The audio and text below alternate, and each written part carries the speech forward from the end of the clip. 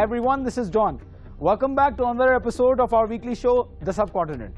Our episodes aim to address important issues in the subcontinent which affect the governments, people, organizations, and the region as a whole. We will try to explain the issues, break down controversies surrounding them, and try to have some external perspectives from experts and people. Stay with us. In this edition of The Subcontinent, we will look into the issue of child brides in India and shall see the reasons and consequences of child marriage in the country.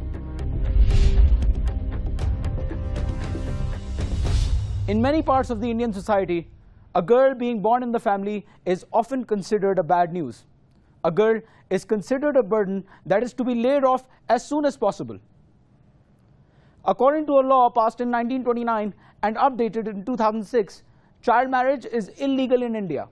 But what is alarming is that the practice is happening more frequently in India than anywhere else in the world. The Indian government has taken steps to tighten laws against child marriage, but this custom continues to exist in spite of legal interdictions. While India has reached the moon and looks set to become the next Silicon Valley, more than half of its population don't have access to safe childbirth and care after delivery, a simple service that the government of the world's biggest democracy cannot provide. Many of the girls who want to study or get a job are beaten to marriage. Some of them try to escape home and some try to end their life. A large number of those who are forced to go along with it would be suffering from infant deaths and many physical and psychological health problems, or even end up dead. Although child marriage is technically illegal in India, 30 to 40% of girls marry before 18. The practice affects both girls and boys, but its effects on girls are tragically disproportionate. Both women under 18 and men under 21 cannot legally get married, but when the practice is supported by elders and community, no children can resist it. There are more underage brides in India than in any other country in the world. According to UNICEF, 12 million girls are forcibly married every year, and over 40% of these girls are from India.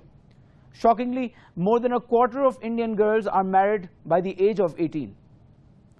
Child brides as young as 7 years of age are often purchased by old men from the child's needy parents. Imagine what the child must go through every day.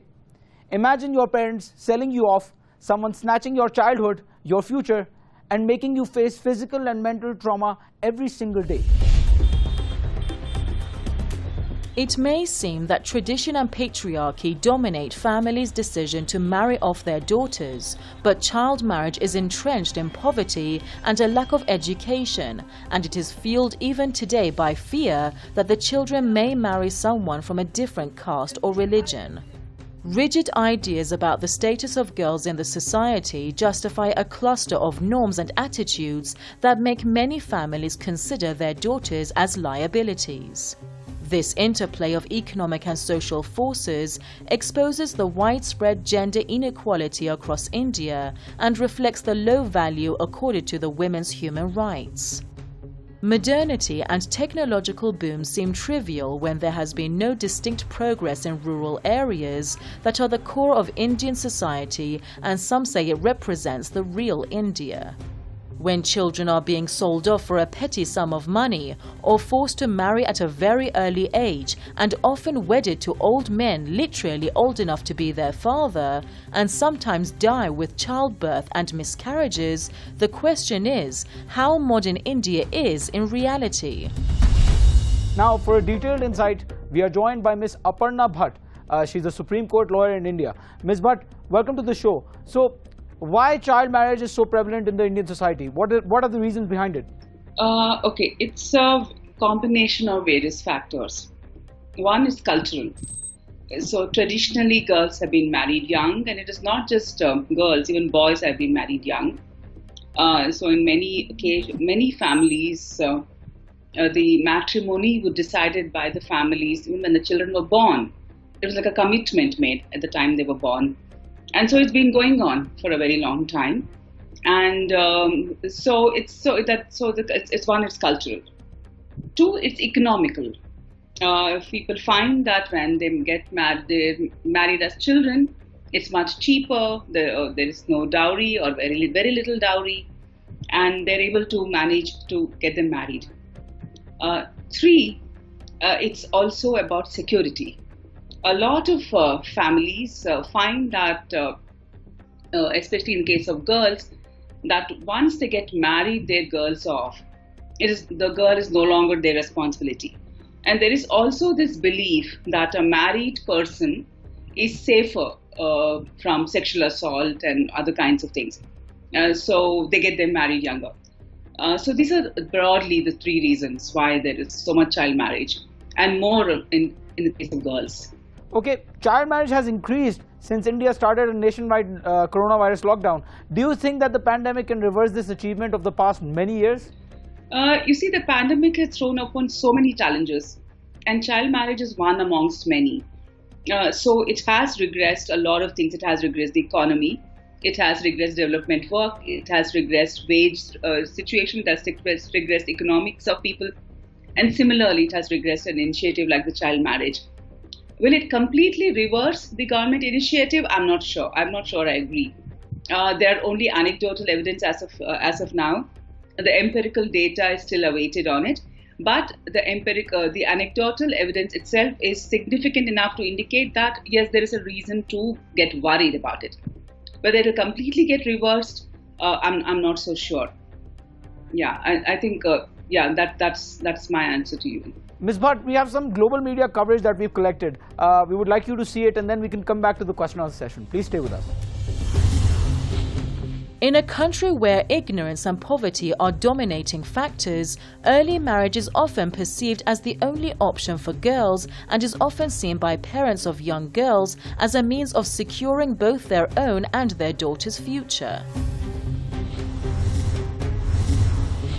Many Indian parents believe that if a daughter has a chance to get married and settle down in life, let her do so. This line conveys the complexity surrounding the scourge of child marriage in India and why communities see it as a solution. A big determinant of the age of marriage is education. Around 45% of women with no education and 40% with primary education married before the age of 18. In terms of economic status, women from poor households tend to marry earlier. Along with increasing the age of marriage, efforts need to be directed to delay the age of conception. Schemes such as universal registration of marriage could be vital in providing newly married couples with timely information on family planning and family care. All right, Ms. Bhatt, welcome back to the program. So, how does an early marriage change the path of life for Indian girls in India, their dreams of education or career? You see, it's kind of in your face. It's like it's writing on the wall. Let me speak first about health.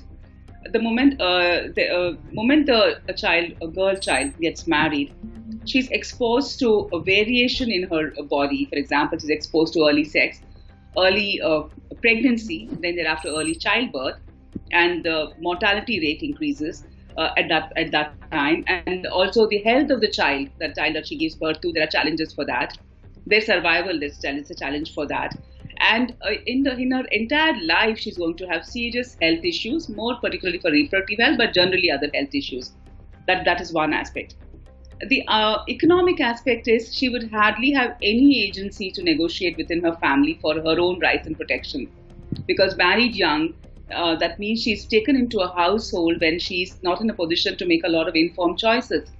And in that sense, how much will she be able to bargain her way in the husband's family, given the fact that we are largely patriarchal, and the women as such, even women who are married older, do not have much of a negotiation about their rights and their aspirations and their whole assertion of what they want to do within their own family. So when a person is younger, it will be that much more difficult for her to negotiate. All right. Lastly, child marriage is illegal in India. What can the Indian government do to enforce this law?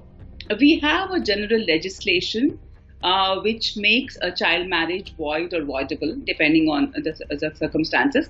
It's a general law. We are a country where we respect personal laws. The generic law, unfortunately, doesn't override these laws. You see, so as long as the personal laws are not in conformity with the general law that we have with regard to child marriages, these challenges will remain and child marriages will continue to take place. Another thing which the government could do is to increase the age for access to education. See, under our Right to Education Act, the right of a child to get free and compulsory education stops at the age of 14. If they were to increase it to the age of 18, like it's there globally, and considering the fact that we acknowledge that a child is up to the age of 18, then there will be many opportunities for children to actually access education. Once they access education, there are many, they will automatically, a lot of avenues will open up to them. In fact, it is seen by research, and many economists have also opined that it's education which can actually address child marriages in a better way than to have any penal legislation. Thank you so much, Ms. Bhatt, for coming to our show and sharing your opinions with us. Yeah, my pleasure. Viewers, let's see how people in social media have reacted to this issue online, and then we can continue with the rest of the segment. The official account of the United Nations Population Fund in India posted a picture of young girls taking oath to stop child marriage.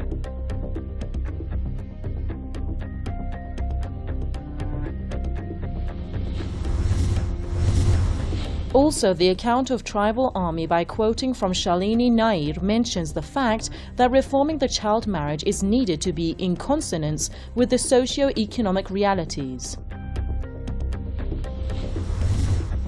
In opposite to the state policy towards this problem, Sankrant Sanu doesn't agree with the idea of government's interference. Instead, he believes it is up to the girl and the parents to decide.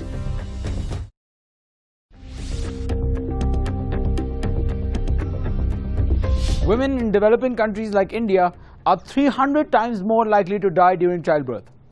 This may be because many of these mothers are not old enough to bear a child. Actually, the teen mothers are 5 times more likely to die than women in their 20s.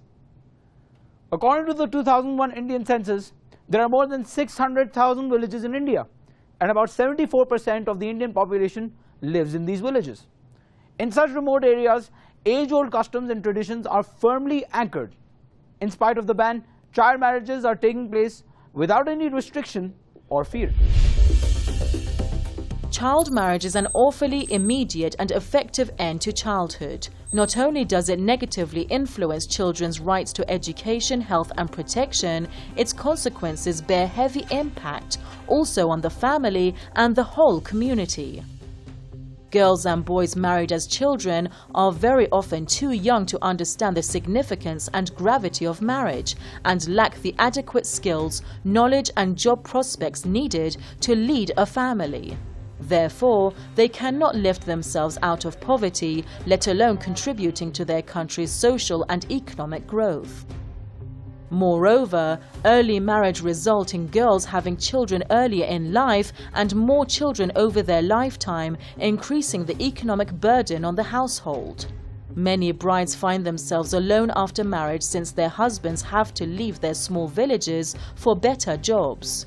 The mindset is they belong to her husband's family, so they naturally have to move in with the in-laws and work for them as servants.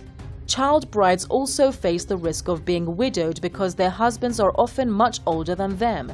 In such instances, the young bride is likely to suffer a life of servitude for the husband's family or ostracism by society.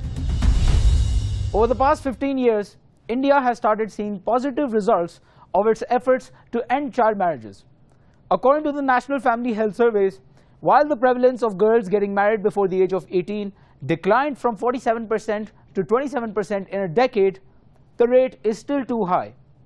Despite the ban, child marriage is widespread in Jharkhand, Chhattisgarh, Orissa, Rajasthan, Madhya Pradesh, and many other states of India. The question is, how many lives of young girls must be sacrificed for India to finally take concrete steps against this practice? Numerous societies and NGOs are trying to stop the bleak practice. The Indian government has set a goal of ending early and forced marriages by 2030. According to many studies and reports, allowing girls to complete their education delays marriage and provides them with the opportunity of paid work and being financially independent. Increased literacy of mothers, proactive government investments in adolescent girls, and strong legislation and monitoring, as well as public messaging around the illegality of child marriage and its harms, are also among the factors that can help eradicate the practice. The Stop Child Marriage Now campaign has reached to over 1 million people across 1,400 villages and 2,300 schools and colleges, promoting a child marriage-free environment. India's success to push for equity, safety and respect for women, their work, choices and bodies can yield enormous health benefits for the future generations, enhance household security and transform India to a society where women enjoy maximum individual liberty, have a respectful place in the society and play an important role in everyday activities. All right, to add more insight and analysis, let's welcome Ms. Inakshi Ganguly. She's a development researcher, human rights activist, and co-founder of HUC, Center for Child Rights. Ms. Ganguly, welcome to the Subcontinent. The Indian government is seemingly considering a further raise in the legal age of marriage for girls from 18 to 21. This is while many activists see as ignoring the elephant in the room, the root cause of underage marriage. What do you think? We were all taken extremely by surprise when the government of India decided to announce the setting up of a task force to review the age of marriage and raise it to 21 from 18. As the law stands today, the age of marriage for girls is 18 and the age of marriage for boys is 21. The reason that the government of India is giving is about women's empowerment and addressing maternal mortality and to give girls a chance for a longer time not to be married. But all of which do not seem quite right to us. And that is why we are all discussing the matter and have in fact submitted a memorandum to the government of India, to the task force. But on the 15th of August, the Prime Minister announced it on his Independence Day speech, taking us completely by surprise because the task force has not yet given in its recommendations. Now, the problem is that, yes, there is a problem of child marriage in India, but it is a problem that is not as it used to be. The age of marriage is increasing. It has moved from being child marriage to more adolescent marriage. But what the other problems that girls face remain, which is undernutrition, which is access to education, which is access to skill development, all of which are issues that need to be prioritized. And what we fear is that given the way that we have our law on child sexual abuse, in which the age of consent is 18, and we're already seeing a lot of criminalization of underage sexual behavior, with an age of being raised to 21, we do not know how it's going to all pan out. Besides, laws do not change. Laws are a tool to make social change. They are not the end of social change. It is attitudinal change. It is a 360-degree approach that is required. And we fear that just by raising the age, what we will end up doing is penalizing a lot of people. And if I may add, what has happened over the years is that the children who are being married are no longer from, in India we have caste, they are no longer from the higher caste or the higher socioeconomic groups. So it is no longer so much about social norm. It is the marginalized sections of society which are actually marrying off their girls. A lot of them are Dalits or other backward communities. And they are already vulnerable, and when a very, very strong penal provision comes in, you penalize the already poor, who are already in the margins, instead of empowering them to be able to look after their girls better. Okay, Ms. Ganguly, before asking the next questions, let's see the media views regarding this problem, and then we can continue with the question and answer session. World Vision, an international children's charity, warned that this pandemic could put an extra 4 million girls at risk of early and forced marriage. The charity observed that the closure of school and healthcare facilities also left girls increasingly vulnerable.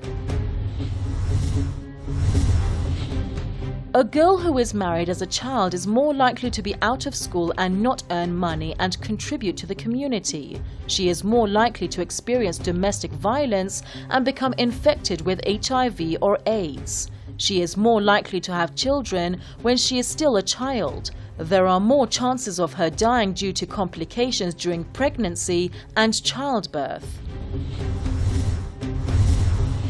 Some girls are promised in marriage before they are born in order to secure their future. Once they reach puberty, guana or send-off ceremonies take place and they are sent to their husband's home to commence married life. All right, welcome back, Ms. Ganguly, and thank you, audience, for staying with us. So what should be done to properly address the issue of early marriages in India? It has to be addressed in multiple ways. It has to be addressed by addressing sexuality, which is the biggest elephant in the room, mind you. A lot of young people elope and get married because that is the only way they can have a legal sexual relationship. If we were to accept that young people have sexual relationships and we were to address that by giving them, talking to them about responsible sexual behavior, we have to ensure that there is a way in which we can keep girls in school. And therefore, we need to look at the increasing the age of, free compulsory education available to young people to much more than what we have at 14 today. We are now suddenly witnessing an increase in child marriage in the times of COVID because child marriage is seen to be a child protection issue. Parents believe that the only way they can protect their children is by marrying them off. So child protection needs to be strengthened.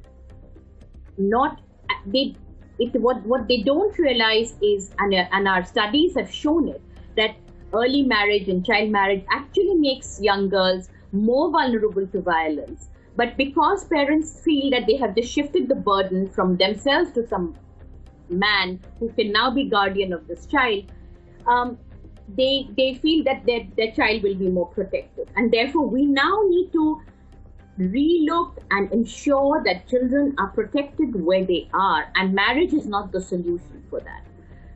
Finally, we need to have reproductive health care.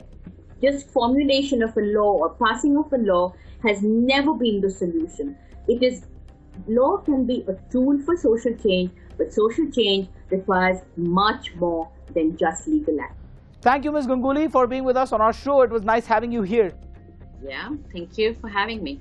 Viewers, let's see how people have reacted online, seeing that this issue is so important, and then we can conclude the show. In this tweet, ANI News Agency quoted Prime Minister Modi as saying about his administration's plan to reconsider the minimum age for marriage. Regarding the new policy, Totlani Krishan tweeted in favor of this decision to raise the minimum age for marriage. Also, this one supports the reconsideration of the minimum age. She actually believes it will also be helpful for controlling the population of the country. On the other side, Ritu Rathore criticizes this decision and sees it as violating the people's privacy. And that was our episode covering the issue of child marriage in India. To watch bits of our episodes and more updates, follow us on our social media platforms and make sure to give us feedback about what you think. We'll meet the same time, same day next week. Thanks for watching.